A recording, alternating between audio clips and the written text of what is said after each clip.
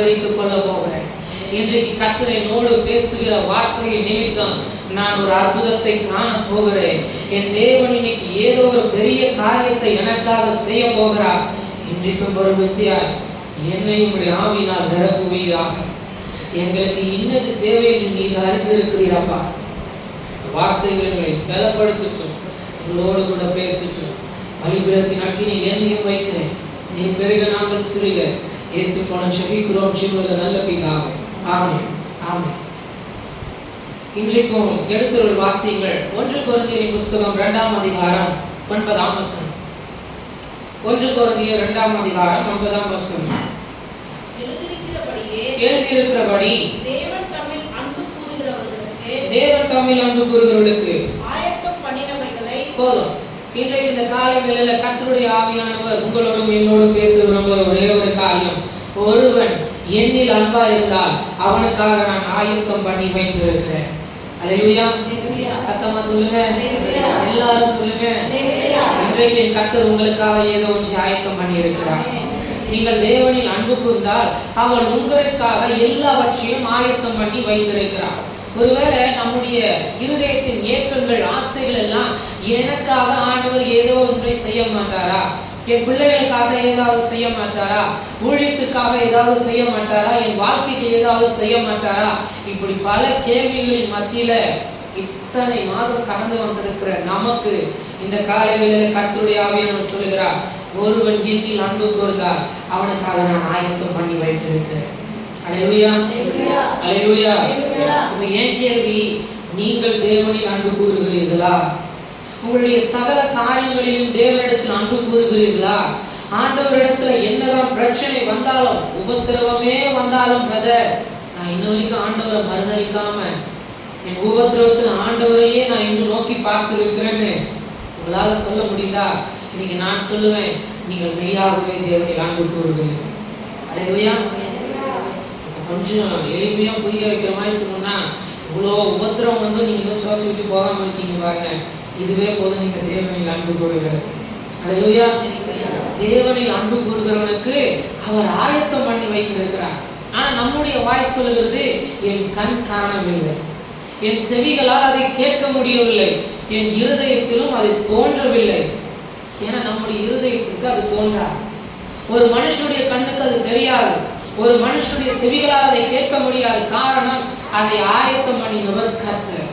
ஒரு மனுஷன் உருவாக்கினால் நம்மால் அதை உணர்ந்து கொள்ளலாம், இதை இங்கதான் ஆயத்தப்படுத்தி இருக்கிறாங்க, அது இந்த நேரத்துல வரும், இந்த நாளில் வரும். இப்போ நம்முடைய வாழ்க்கையில நம்ம பல தருணங்களை நம்ம நிறைய பேருக்காக காத்திருக்கோம். சில நேரம் கடன் கேட்டு காத்திருப்போம். அவங்க சொல்லுவாங்க, இன்னைக்கு தர முடியாது, நீங்க போய் ஒரு 7 நாள் கழிச்சு வாங்க, நாங்க அதை ரெடி பண்ணி வைக்கிறோம், வந்து வாங்கிக்கோங்க. இப்போ ஒரு மனுஷனுடைய வார்த்தையில அவன் ஆயத்தம் எப்பொழுது செய்வான், எப்பொழுது கிடைக்கும் என்று எல்லாவற்றுக்கும் ஒரு பதில் உண்டு. ஆனால் கர்த்தர் செய்கிற காரியத்துல ஒரு மனுஷனால் இதை கேட்கவும் முடியாது, பார்க்கவும் முடியாது, இருதயத்தில் தோன்ற பண்ணவும் முடியாது. ஆனா 10ஆம் வசனம் சொல்லுகிறது, அவர் எல்லாவற்றையும் அவர் அவருடைய ஆவியினாலே நமக்கு வெளிப்படுத்தி இருக்கிறார். அல்லேலூயா. அவர் எல்லாவற்றையும் அவருடைய ஆவியினாலே நமக்கு வெளிப்படுத்தி இருக்கிறார். அப்ப இன்னைக்கு ஆண்டவர் நமக்கு ஆயத்தம் பண்ணி இருக்கிறதை பார்க்க வேண்டுமானால், கேட்க வேண்டுமானால், இருதயத்தில் அதை தோன்ற பண்ண வேண்டுமானால், ஒரே ஒரு காரியம் இன்றைக்கு உங்களுக்கு தேவை, கர்த்தருடைய ஆவியை பெற்றுக்கொள்ளுங்கள். அல்லேலூயா. அந்த கர்த்தருடைய ஆவியானவர் அவருடைய எல்லா காரியங்களையும் அறிந்திருக்கிறார். அவர் எல்லாவற்றையும் அறிந்திருக்கிறபடியால், அந்த அறிந்தவரை நீங்கள் பெற்றிருக்கிறபடியால் அவர் உங்களுக்கு சொல்லுவாரு, சஞ்சய் காத்திரு, அதை இங்கே ஆயத்தப்படுத்தி இருக்கிறேன், அதை இப்பொழுது உன் கரத்தில் தருவேன், இவ்வளவு ஆயத்தப்படுத்தி இருக்கிறேன், இந்த நாளில் ஆயத்தப்படுத்தி இருக்கிறேன் என்று என் காத்திருப்பிற்கு ஒரு பதிலை ஆண்டவர் கொண்டு வந்து தருவார். அல்லேலூயா.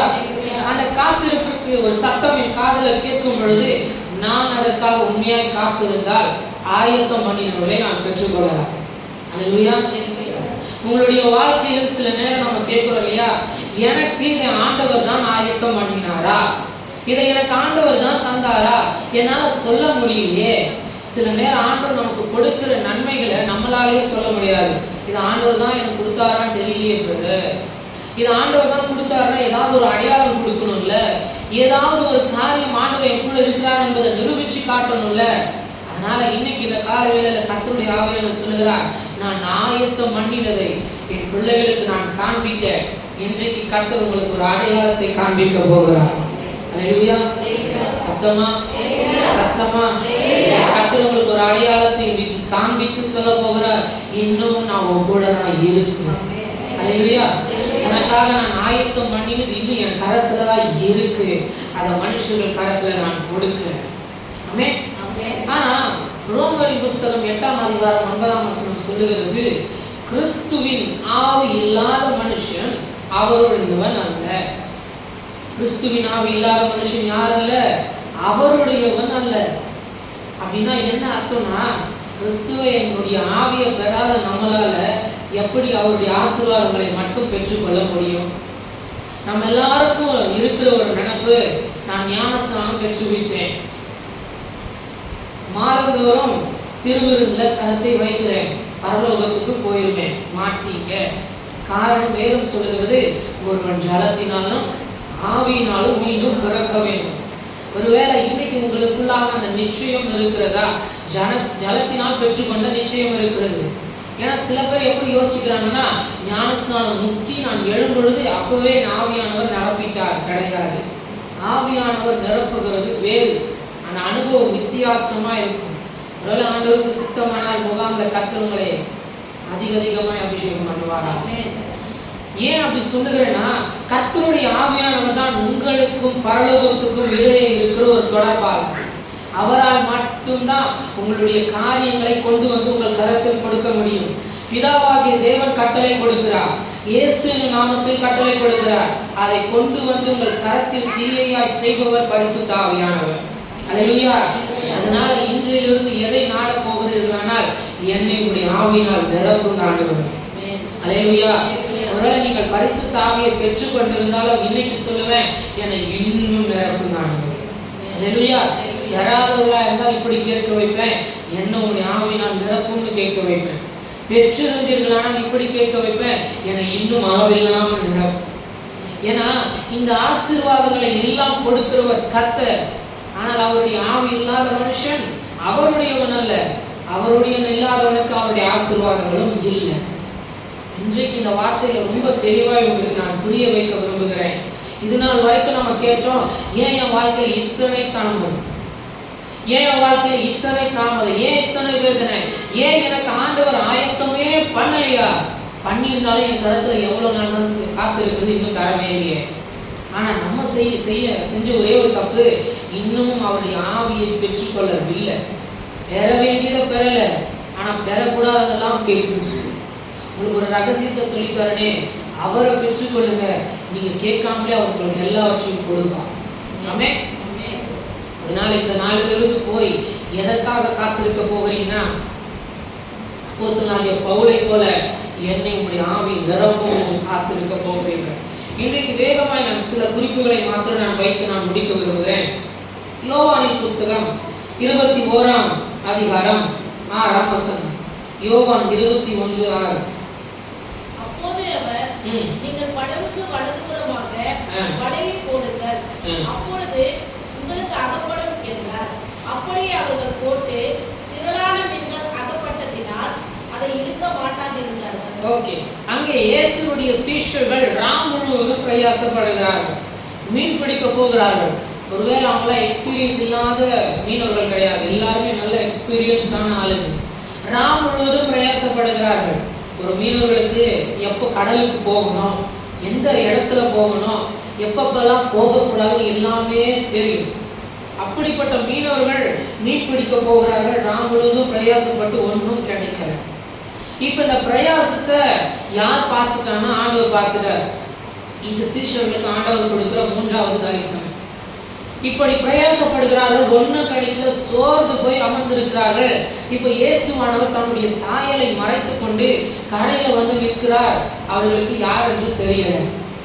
இப்ப இவங்க இரவெல்லாம் படுகிற பிரயாசத்தை பார்த்து ஆண்டவர் சொல்லுகிறாங்க, நீ இவ்வளோ நேரம் உங்களுக்கு தோன்ற இடத்தெல்லாம் வலையை போட்டீங்க இல்லையா, இப்ப நான் சொல்லுகிறத கேளுங்க, உங்க வலைய வலது பக்கமாய் போடுங்கன்னு ஆண்டவர் சொல்லுகிறார். அவங்களுக்கு இது யார் சொல்லுகிறது என்று தெரியல. ஆனா படகுல இருக்கிற யோவான் மாத்திரம் அறிந்து கொள்கிறார், அது இயேசு கிறிஸ்து.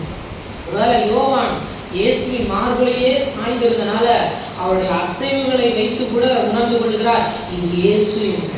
அதனால பேதுரு கிட்ட காதுல போய் சொல்லுகிறாரு, பேதுருவே நிக்கிறது யார் தெரியுமா? நம்ம எஜமானர், நம்ம இயேசு தான் வந்திருக்கிறாரு. அவர் சொன்னா சரியாதான் இருக்குன்னு வலைய வலது பக்கமாய் போட 153 பெரிய மீன்களை பிடிச்சாங்க. ஒருவேளை நான் இன்னைக்கு சொல்லுவேன், ஏன் இன்ன வரைக்கும் உங்களால் ஆயத்தம் பண்ணினதை பார்க்க முடியல, பெற்றுக்கொள்ள முடியல, கேட்க முடியலன்னா, ஆனால் மீன் பிடிக்கிற மீனவர்கள் மாதிரியே எங்கேயும் நம்மளும் எனக்கு தெரியும்ன்றாங்க. என்னால் முடியும், இவ்வளவு நாள் தொழில் செய்கிறேன் எனக்கு தெரியாதா? இவ்வளவு நாள் என் பிள்ளைகளை வளர்த்துட்டேன்னு என் பிள்ளைகளுக்கு எது கொடுக்கணும்னு எனக்கு தெரியாதா?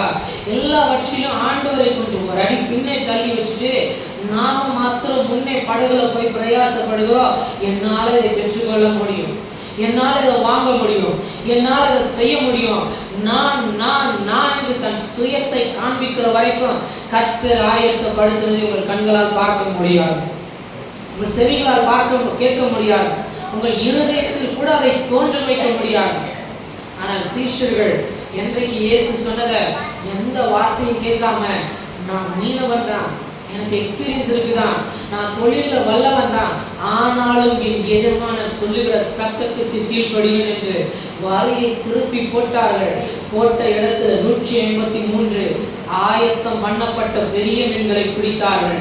அதுலேயே என்ன அற்புதம்னா, அத்தனை பெரிய மீன்கள் பிடித்த வலைகள் கீழிய. இதுதான் என் இயேசு செய்கிற அற்புதம். இன்றைக்கும் உங்களை அப்படியே கற்றுக்கொள்ள விரும்புகிறேன். யாரையும் எதிர்பார்க்காதீர்கள், மனுஷர்களை எதிர்பார்க்காதீர்கள், மனுஷனுடைய ஆலோசனைகளை கேட்காதீர்கள். உங்களுக்கு மேன்மையுள்ள மனுஷர்கள், நான் எல்லா காரியத்தையும் இவங்க கிட்ட தானே சொல்லுவேன், அவங்க தானே எனக்கு ஆலோசனை சொல்லுவாங்க, இனி அவர்களுடைய ஆலோசனை உங்களுக்கு வேண்டாம்.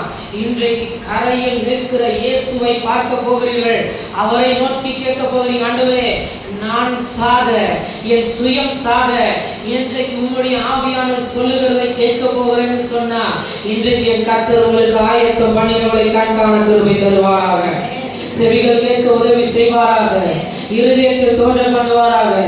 ஆயத்தம் பண்ணினவளை கர்த்தர் இன்றைக்கு உங்கள் கரங்களை கொடுப்பாராக. அல்லேலூயா. என் கர்த்தர் அடுத்த மாதம் இறுதி ஞாயிற்றுக்கிழமைக்குள்ள உங்க எல்லாரையும் சாட்சி அந்த ஆலயத்தில் எழுப்புவாராக. அவங்களுக்குலாம் நான் போறேன், என் சர்ச்சில் நான் சாட்சி சொல்லணும், நானெல்லாம் ரொம்ப ஆசைப்படுவேன். ஒவ்வொரு மாசமும் நான் சாட்சி சொல்லணும் ஆண்டவரே, ஏதோ ஒன்று நான் சொல்லிக்கிட்டே இருக்கணும். சொல்லி சொல்லி சொல்லி பரலோகத்தில் உங்க நாமத்தை நான் மகிமைப்படுத்தணும். நான் இந்த பூமியில சொல்லுகிற சாட்சி பரலோகமே மகிழணும். பாத்தியா, என் மகனுக்கு நான் இந்த அற்புதத்தை செஞ்சேன், அவன் அதை மறக்காம பூமியிலையும் அதை நினைவு கூறுகிறான். உங்களுக்கு ஆசை இருந்தா கேளுங்க, எனக்கு ஆயத்தம் பண்ணிடுங்க. அடுத்த ஞாயிற்றுக்கிழமைக்குள்ள என் கண்கள் காண்பதாக. முதலாவது ஞாயிற்றுக்கிழமைக்குள்ள என்னை சாட்சி ஆலயத்தில் நிறுத்துவீராக. அல்லேலூயா.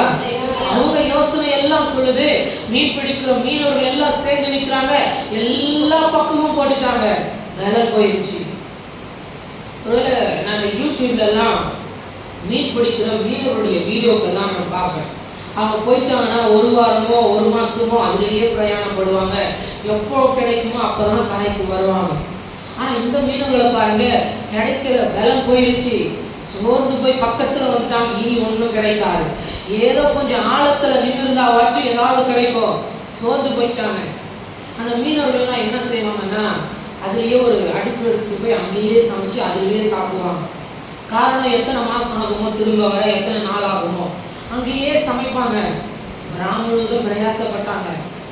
மீன் ஏதாவது கிடைச்சிருந்தா கூட கொஞ்சம் வியாபாரத்துக்கு எடுத்து வச்சு மீதி சமைக்கவாக ஆயிருக்கும், அதுக்கும் வழி இல்லை. முழுவதும் பட்டினி. இப்போ இந்த பிரயாசத்தையும் பார்த்து ஆண்டவர் என்ன செஞ்சாருன்னா, கரையில சுட சுட அப்பத்தையும் மீனையும் பொறிச்சு வச்சு சொல்லுகிறாரு, வந்து போஜனம் பண்ணுங்க. என் கர்த்தர் செய்தா இப்படிதான் இருக்கும், என் கர்த்தர் செய்தால் இப்படிதான் இருக்கும். நீங்கள் எப்படி அந்த ஆயத்தம் மனிதர்களை பெற்றுக்கொள்ள நீங்கள் அழுகிறீர்களோ, பிரயாசப்படுகிறீர்களோ, அதன் மத்தியில் நீங்கள் படுகிற பிரயாசத்தையும் அறிந்துதான் ஆண்டவர் செய்கிறாரு. சாப்பிடல, இதெல்லாம் பிரயாசப்பட்ட உனக்கு ஒன்றும் கிடைக்கல, இத்தனை மாதம் நீ உழைச்ச உனக்கு ஒன்றும் கிடைக்கல, நீ பிடிச்சது மீதம் போக அதிலையும் திருப்தி அடைய உன் வயிற்றுக்கும் திருப்தியாய் நானே கொடுக்கிறேன். கரையில் நின்றவர் சுட சுட அப்பத்தையும் மீனையும் கொடுத்தது உண்மையானா என் தேவன் இந்த மாதம் உங்களுக்கு அப்படி ஒரு திருப்தியை தருவாராக. அல்லேலூயா. சீஷர்கள் கரையில இறங்கி பார்க்கறாங்க, சுட சுட அப்பம் வைக்கப்பட்டிருக்கிறது. இப்போ அவங்களுக்கு புரியல, இவருக்கு மட்டும் எங்க மீன் பிடி கிடைச்சது. ஆண்டவர் சொல்லுகிறாரு, அதையெல்லாம் அவங்க யோசிக்க கூட விடவே இல்லை. இப்போ அடுத்து சொல்லுகிறாங்க, நீங்க பிடிச்சிங்கள அந்த மீனையும் கொஞ்சம் எடுத்துட்டு வாங்க, அதையும் சுடுவான், திருப்தியா சாப்பிடுவான். ஆனா கர்த்தர் ஆயத்தம் பண்ணினா உங்களுக்கு என்ன தெரியும், ஒரு நம்பிக்கை உண்டு, உங்க போஜனத்துல கிறிஸ்துவ மகந்திருப்பார். இல்லையா?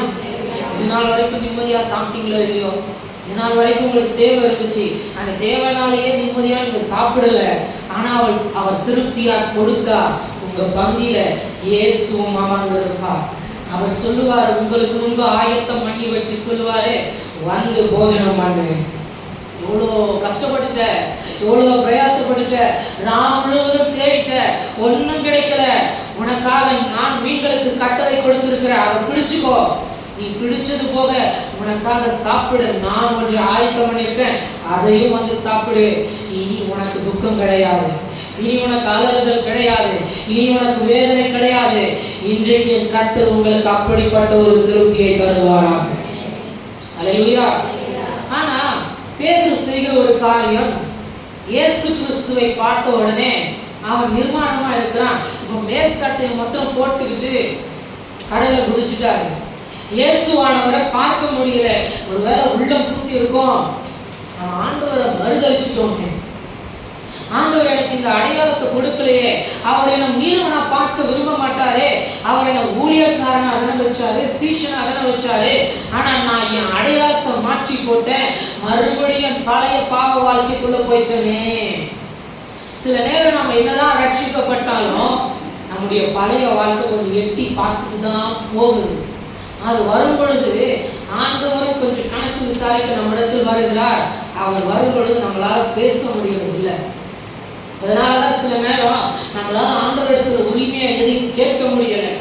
இப்ப ஆண்டவரை பார்த்த உடனே பேரு கடலுக்குள்ள குதிச்சு தன்னை மறைத்துக் கொள்ளுகிறான் தன்னுடைய நிர்வாணத்தை. ஆனா ஆண்டவர் அவன் நிர்வாணத்தை பார்க்கல. இப்ப பார்த்ததும் பேதுருவை மாத்திரம் எல்லாரையும் போஜனம் பண்ண உட்கார வச்சுட்டு பேதுருவை மாத்திரம் கொஞ்சம் ஒரு காரியத்தை செய்கிறார். பேதுருவே, நம்ம கொஞ்சம் தனியா பேசுவோன்னு இப்போ அடியே கொஞ்சம் தனியா கூட்டிட்டு போகிறாரு. கூட்டிட்டு போயிட்டு கேட்குறாங்க, 3 காரியங்கள் தான். 3 காரியங்களும் இன்னைக்கு நானும் உங்களை பார்த்து கேட்க போகிறேன். அன்பா இருக்கிறாயா? இயேசுவின் அற்புத சுவிசேஷ சபையே, கிறிஸ்துவில் அன்பா இருக்கிறாயா? கர்த்தருடைய ஊழியர்களே, கிறிஸ்துவில் அன்பா இருக்கிறீர்களா? ஒரு பதிலும் காணுமே. அன்பா இல்லையோ? அன்பா இல்லையோ? 15ஆம் வசனத்துல இருந்து பார்த்தீங்கன்னா எழுதப்படும். இப்போ கொஞ்சம் அந்த கேள்விகள் எல்லாம் தனித்தனியா பிரிச்சு காண்பிக்க விரும்புகிறேன். ஒருவேளை பேதுருவை தனியா கூப்பிட்டு போயிட்டு ஆண்டவர் பேசியிருப்பாரு, பேதுருவே, நீ என்னை மறுதளிச்சுட்ட, உண்மைதான், 3 விசை மறுதளிச்ச உண்மை.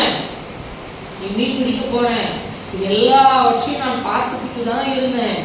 ஒருவேளை உனக்கு ஒன்று தெரியுமா, நான் கரையில வந்து நிற்கும் பொழுது நான் உன்னை பார்க்க வந்தேன்.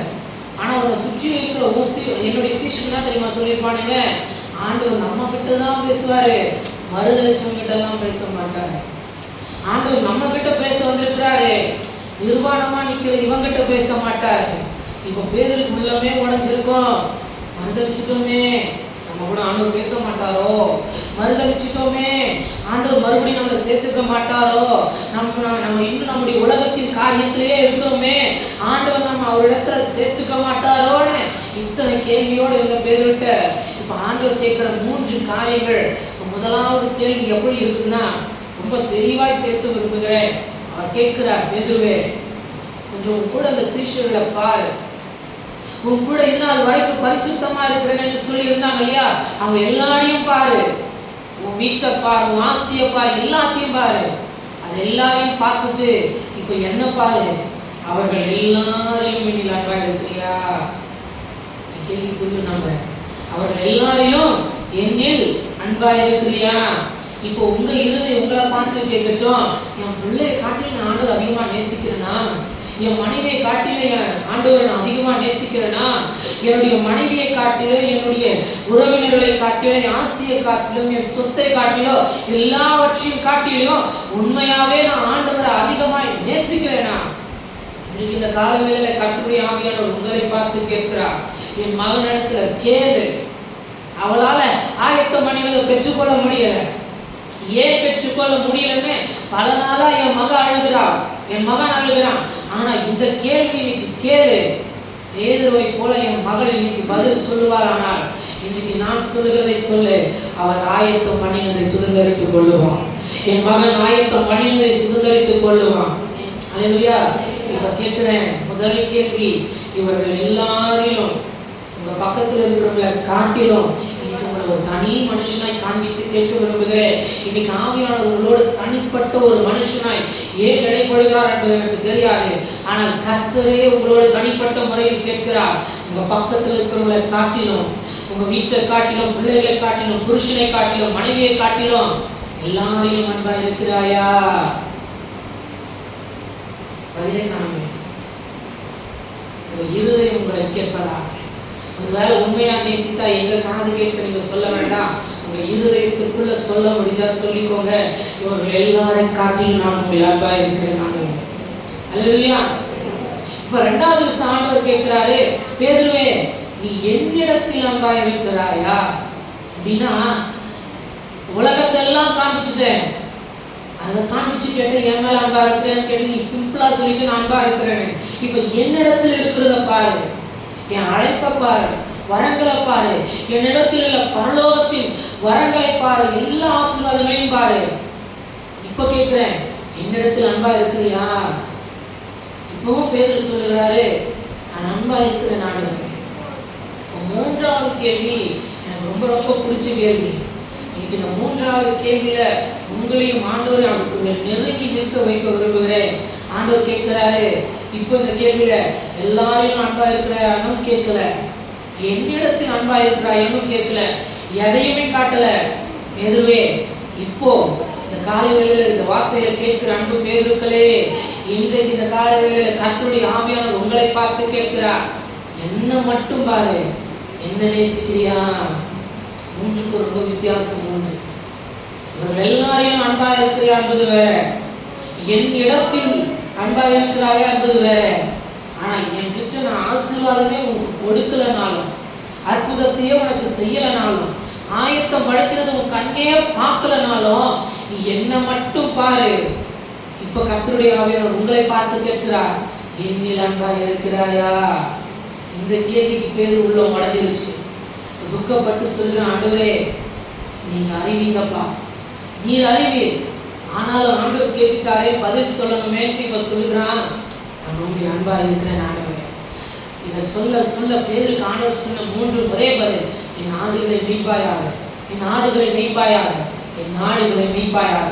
ஆனா இன்னைக்கு இந்த காலைகளில் உங்களுக்கு சொல்லுகிறேன், ஆயத்தம் பண்ணினவரை சுதந்தரிப்பாயாக, சுதந்தரிப்பாயாக, சுதந்தரிப்பாயாக.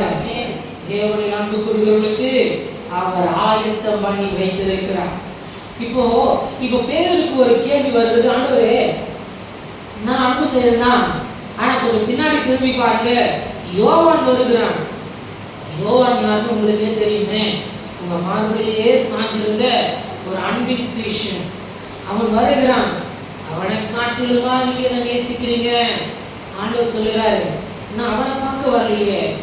பேதுருவே நீ 3 வருஷம் மறுதளிச்ச, நான் பார்த்தேன்.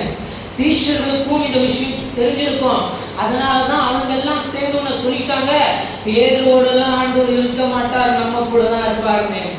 ஆனா அந்த முட்டாள்களுக்கு எல்லாம் தெரியாதவன் என்ன தெரியுமா? நீ மனம் கசந்து அழுததை நான் கண்டு இருக்கிறேன். நீ 3 வருஷம் மறுதளிச்ச, ஆனா நீ மனம் கசந்து, ஆண்டவரே நான் உண்மை மறுதளிச்சுட்டேன், என்ன உங்களுடைய சமூகத்திலிருந்து தள்ளிடாதீங்க, உங்க அன்பை விட்டு தள்ளிடாதீங்க, நீ மனம் கசந்து அழுத பாரு. அது உங்க யாருக்கும் தெரியாது, எனக்கு மட்டும் தெரியும். அதனாலதான் நீ எண்ணில் அன்பு கூர்ந்தபடியால் இந்த காலைகளில கர்த்தருடைய ஆவியானவர் உங்களை தேடி வந்து என்று சொல்கிறார். ஆயத்தம் பண்ணினவர்களை அவர்களுக்கு கொடுக்க அல்ல, மேன்மை உள்ளவர்களுக்கு கொடுக்க அல்ல. ஒருவேளை நீங்க சொன்னீங்க இல்லையா, பிரதர் நான் ஒன்னும் பரிசுத்தவாட்டி கிடையாது, நான் உண்மை உள்ளவன் கிடையாது. ஆனால் இயேசுவுக்கு தெரியும் நீங்கள் மனம் கசந்து அழுத பேதுரு என்று. அல்லேலூயா. சத்தமா? இன்னும் சத்தமா?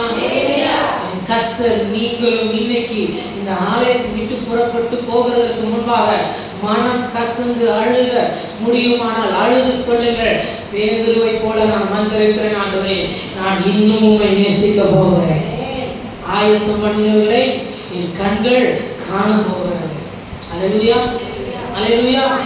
இன்னைக்கு வேகமாய் மற்றொரு குறிப்புகளாக உங்களை நான் கொண்டு போகிறேன். சங்கீதங்களின் புஸ்தகம் 23ஆம் அதிகாரம் 5ஆம் வசனம். சங்கீதம் 23:5.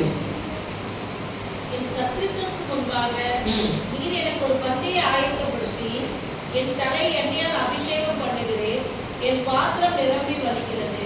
ஆமென். அங்கே தாவீது ராஜா சொல்கிறார், என் சத்துருக்களுக்கு முன்பாக நீர் எனக்கு ஒரு பந்தியை ஆயத்தப்படுத்துகிறீர். இன்றைக்கும் இந்த காலவேளையில கர்த்தர் தாவீதுக்கு ஒரு பந்தியை ஆயத்தப்படுத்தினது உண்மையானால், அவருடைய சீஷர்களுக்கு ஒரு போஜனத்தை ஆயத்தப்படுத்தினது உண்மையானால், இன்றைக்கு இந்த காலவேளையில் கர்த்தர் உங்களுக்கும் ஒரு பந்தியை ஆயத்தப்படுத்துவாராக. அது அவமானத்தின் பந்தி அல்ல, தலைமுறையின் பந்தி அல்ல, பாவம் செய்தேன் என்று உலக மனுஷர்களால் குற்றப்படுகிற பந்தி அல்ல, கர்த்தரை ஆயத்தப்படுத்த போகிற ஒரு மேன்மையுள்ள பந்தி. நான் மறுபடியும் சொல்லுவேன், இந்த பந்தியில உங்களோடு கிறிஸ்து அமர்ந்திருக்க போகிறார். என் தேவன் உங்களோடு அமர்ந்திருக்க போகிறார். ஊரே சொல்லிச்சு, சகேவ இவன் பாவியாகிய மனுஷன், இவனோடு போய் ஆண்டவர் உட்கார போகிறாரு, இவன் வீட்டுக்கு போய் பந்தி சாப்பிட போகிறாரு.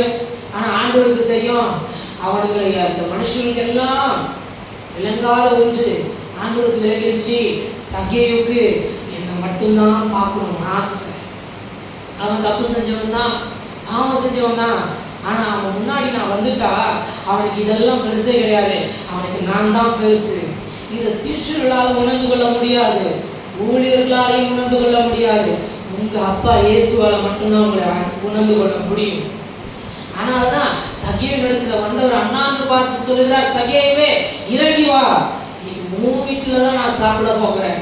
இன்றைக்கும் ஆண்டவர் உங்களை பார்த்து சொல்லுகிறார், நீங்க திரும்ப போகும் பொழுது ஒருவர் உங்க வீட்டில் நின்று உங்கள் காரியங்களை விசாரிக்க உங்களோடு வரப்போகிறார். மறுபடியும் சொல்லுகிறேன், இது விசுவாசத்தின் வார்த்தைகள் அல்ல, கர்த்தர் சொல்லுகிறேன்.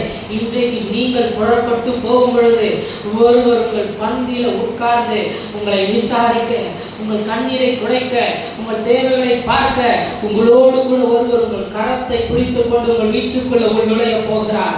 உங்கள் வீட்டுக்குள்ள இருக்கிற இனி எல்லா பிசாசின் வல்லமைகளையும் கர்த்தர் வெளியே அனுப்பி அவர் உள்ளே நிற்க போகிறார். இனி கர்த்தருடைய ஆலயம் உங்கள் வீட்டுக்குள்ள வருவதாக, கர்த்தருடைய ஆலயம் உங்கள் வீட்டுக்குள்ள வருவதாக, கிறிஸ்துவின் ஆலயம் உங்கள் வீட்டுக்குள்ள வருவதாக. தாவீது ராஜா சொல்கிறார், என் சத்துருக்களுக்கு முன்பாக. தாவீது ராஜா படாத பாடுகளே கிடையாது, அவன் படாத உபத்திரமே கிடையாது. ஆண்டவர் கேட்பார், கொஞ்சம் வந்துட்டு, தாவீதே அப்சலோம் துரத்துறானா, நீ பெற்றெடுத்தது துரத்துதா, நீ வளர்த்தது துரத்துதா, சவுல் துரத்துகிறானா, இது மத்தியில நீ என்ன தெரியுமா செஞ்ச?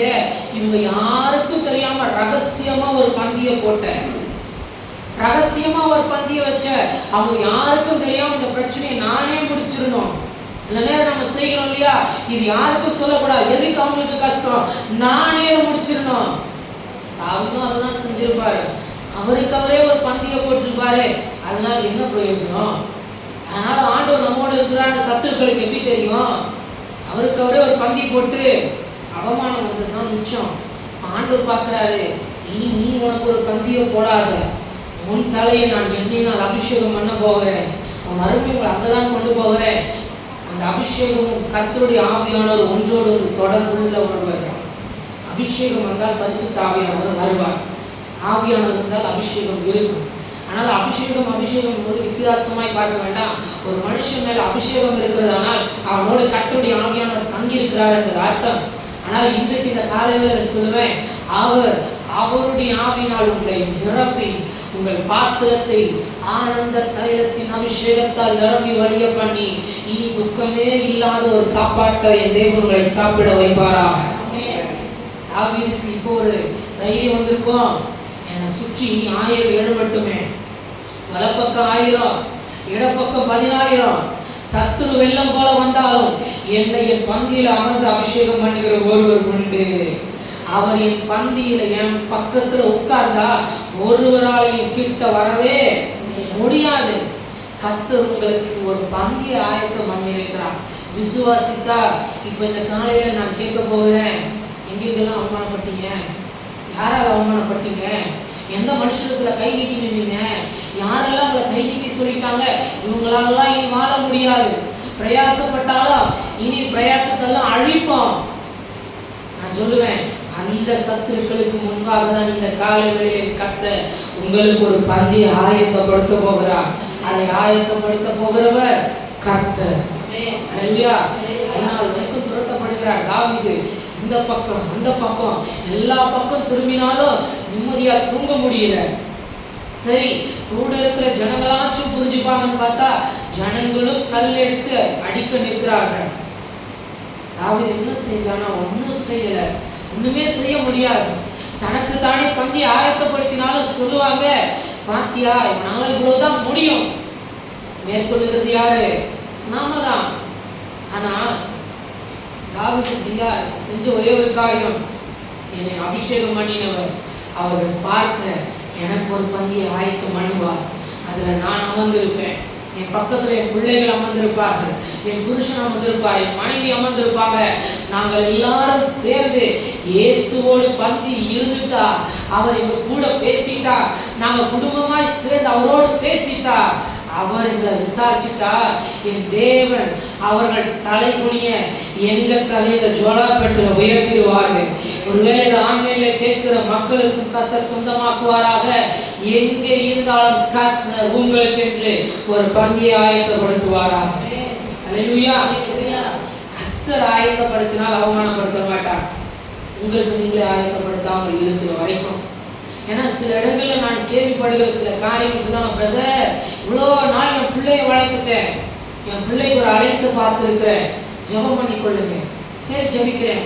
ஆனா சிலருடைய வாயிலிருந்து மட்டும் கேட்பேன், பிரதர் ஜெபம் பண்ணுங்க, ஆண்டவருக்கு சித்தமான வரன் என் பிள்ளைக்கு வரட்டும்.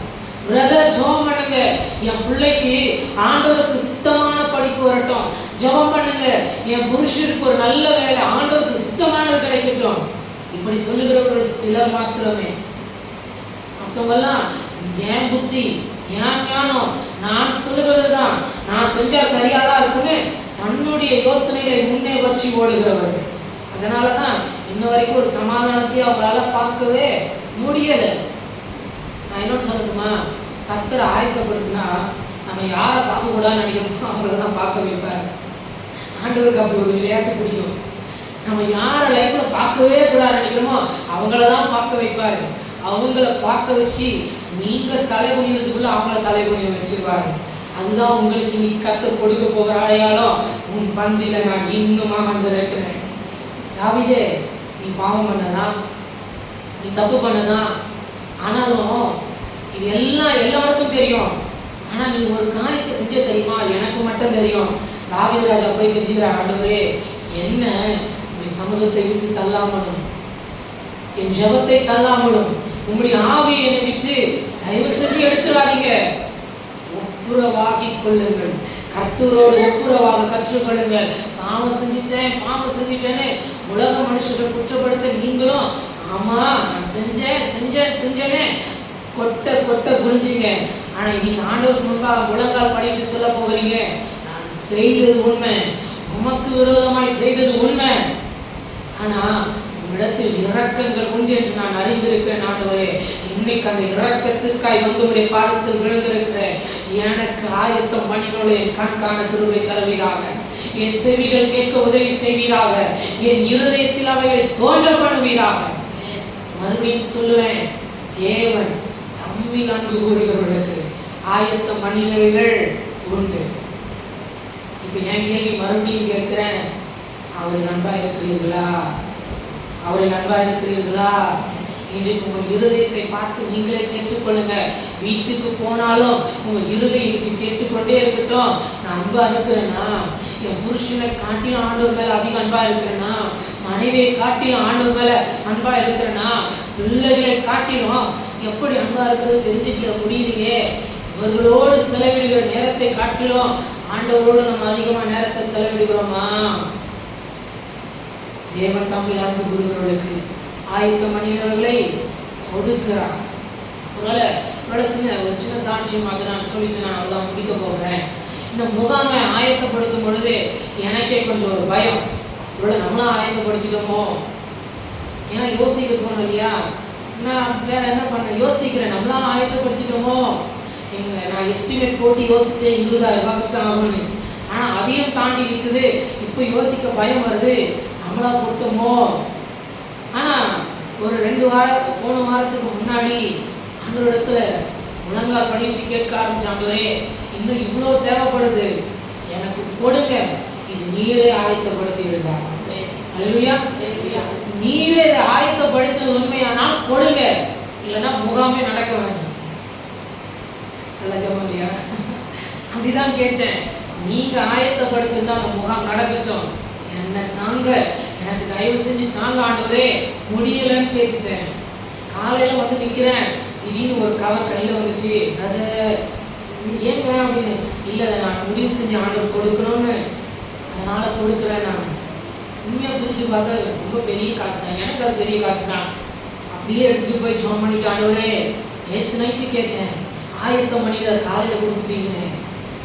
இப்போ மறுபடியும் உட்காந்துக்கிட்டு ஃபோனை நோண்டிட்டு இருக்க, ஒரு மெசேஜ் வருது, எங்கிருந்தோ ஒரு அமௌண்ட் வந்தது. உடனே ஃபோன் அடிச்சு, ஏங்க அனுப்புனீங்க? என்கிட்ட இருக்குதுன்னு தான் சொன்னேன், இல்லைன்னு சொல்லவே மாட்டேன். இருக்குது, நான் திருப்பி அனுப்புகிறேன், எனக்கு வேண்டாம் அப்படின்னு சொன்னேன்.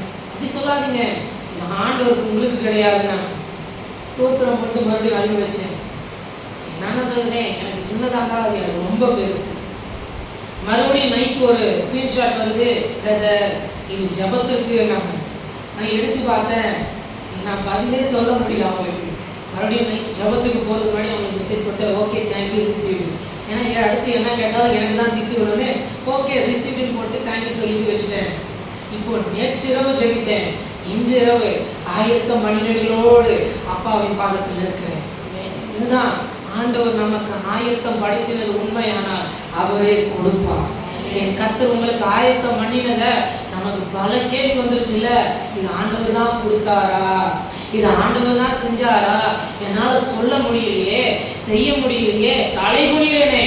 ஆண்டவர் சொல்லுவாரு, இப்படி எல்லாம் கேட்டுட்டல, எப்படி சீஷர்களுக்காக கரையில ஒரு பந்தியை ஆயத்தப்படுத்தி அடையாளத்தை காண்பித்தனும், எப்படி தாவீது ராஜாவிற்காக ஒரு பந்தியை ஆயத்தப்படுத்தி அவன் சத்துருக்களையே முன்ன நிற்க வச்சு ஒரு அடையாளத்தை காண்பித்தனோ, இன்றைக்கு இதை கேட்கிற உங்களுக்கும் சொல்லுவேன், என் தேவன் ஒரு அடையாளத்தை இன்றைக்கு உங்கள் கண்கள் காண கிருபை தரப்போகிறார். நீங்கள் எதை எதிர்பார்த்து காத்திருக்கிறீர்களோ அதையே ஆயத்தம் பண்ணி உங்கள் கரத்தில் கொடுக்க போகிறார். அல்லேலூயா. எழுந்து நின்று நாம் ஜெபிக்க போகிறோம். இன்றைக்கு ஆயத்தம் பண்ணினவர்களை நீங்களும் நானும் சுதந்திரிக்க போகிறோம். கர்த்தர் இன்றைக்கு ஒரு அற்புதத்தை செய்ய போகிறார். என் தேவன் ஒரு அற்புதத்தை செய்ய போகிறார். ஆனா இன்னைக்கு நமக்கு தேவை, நான் பாவம் பண்ணிட்டேன், ஆண்டவரை மறுதளிச்சுட்டேன், ஏமாத்திட்டேன், இந்த குற்ற மனசாட்சியோட இன்னைக்கு ஆண்டவருடைய சமூகத்துல நின்று இன்னைக்கு நாம கேட்க போகிற, ஆண்டவரே நான் இன்னைக்கு உங்களுடைய பாதத்தில் வந்திருக்கிறேன், நான் மெய்யாகவே உமக்கு விரோதமாய் பாவம் செய்தேன், மெய்யாகவே இன்றைக்கு பரத்திற்கு விரோதமாய் பாவம் செய்தேன் என்று இன்றைக்கு அந்த குற்ற மனசாட்சியோட உலக மனுஷர்கள் உங்களை குற்றப்படுத்தினார்கள். ஆனா குற்றப்படுத்தாத ஒரு தெய்வம் இன்னைக்கு உங்களுக்காக இறங்கி சொல்லி இருக்கிறது, உனக்காக நான் ஒன்றை ஆயத்தம் பண்ணி இருக்கிறேன், அதை உனக்காக ஆயத்தம் பண்ணி இருக்கிறேன், உன் குடும்பத்திற்காக ஆயத்தம் பண்ணி இருக்கிறேன், உன் பிள்ளைகளுக்காக ஆயத்தம் பண்ணி இருக்கிறேன். பெற்றுக்கொள்ள ஆயத்தமா? பெற்றுக்கொள்ள ஆயத்தமா? பேதுருவே, இதை நீ பெற்றுக்கொள்ள ஆயத்தமா? கர்த்தர் கேட்கிறார், எனக்கு எத்தனை பேர் ஒப்பு கொடுக்க போகிறீங்க? இன்னைக்கு எத்தனை பேர் ஒப்பு கொடுக்க போகிறீங்க? கையை உயர்த்தி எனக்கு சொல்லுங்க, ஆண்டவரே இன்னைக்கு பேதுருவை போல நான் வந்திருக்கிறேன், தாவீதை போல உடைய சமூகத்தில் வந்திருக்கிறேன், நான் என்னை தாழ்த்துகிறேன்பா, என் பாவங்கள் எனக்கு மன்னிக்கப்படுவதாக, என் துரோகங்கள் மன்னிக்கப்படுவதாக. ஒருவேளை நான் நான் உமக்கு விரோதமாய் செய்த பல காரியங்கள் உண்டு, அதனாலதான் என் வாழ்க்கையில இந்த ஆசீர்வாதமே இல்லை. இன்னைக்கு உணர்ந்திருக்கிறேன், நீர் எனக்கு ஆயத்தம் பண்ணினதை பெற்றுக்கொள்ள விரும்புகிறேன். திரும்ப போகும்போது என்னோடு நீ வர நான் ஆசைப்படுகிறேன். இன்றைக்கு நான் என்னை அர்ப்பணிக்கிறேன். ஆயத்தம் பண்ணினவர்களை நான் சுதந்திரிக்க எனக்கு உதவி செய்வீராக.